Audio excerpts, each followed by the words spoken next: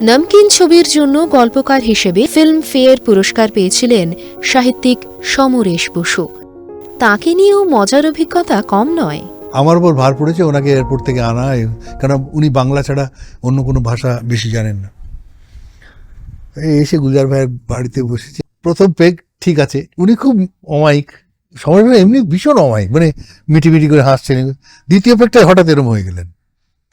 তৃতীয় পেগটায় হঠাৎ পিয়ে খেয়ে বলে, গুলজার কোথায়? গুলজার তো সামনে বলে, হ্যাঁ দাদা, আচ্ছা আমাকে বলো তুমি এই গল্পটা কার?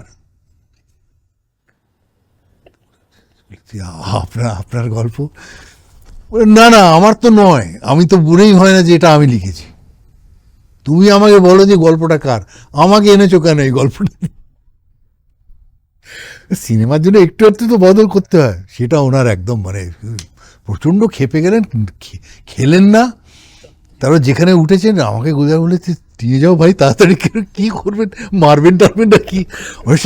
মানে ওইটুকু মানুষ, ছোট্টখাটো চেহারা ছিল, কিন্তু কি সে মদ খেয়ে আমার গল্প মোলেস্ট করেছো তুমি, মাই স্টোরি। হ্যাঁ, এই গল্প কেন দিতে গেলাম কেন? আমার নিজের উপর ঘেন্না হচ্ছে আমার, এরকম এইসব করে তখন তাড়াতাড়ি ওনাকে পারে, তারপরে নিয়ে গিয়ে ওনাকে শোয়ালো। তারপরে আমাকে পাশের, আমি একা থাকতে পারবো না, তোমার বৌদি হলে আমাকে একা ছাড়তো না।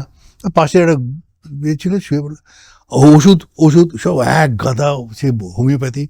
সেই আমাকে বললেন যে কি খায়, তাই মানে এর ওপর হোমিওপ্যাথি খাবেন মানে কেন? আমার খাওয়া দাওয়া হয়নি, আমি খাইনি, আমার এমনিতে মেজাজ চড়ে আছে। তাহলে কি কোথায় ফাঁসলাম।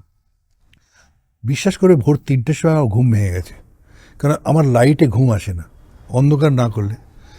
দেখি চান টান করে না লিখছে, ল্যাম্প পোস্ট এরকম করে লিখছে। আমি এই জন্য সমরেশ বসু।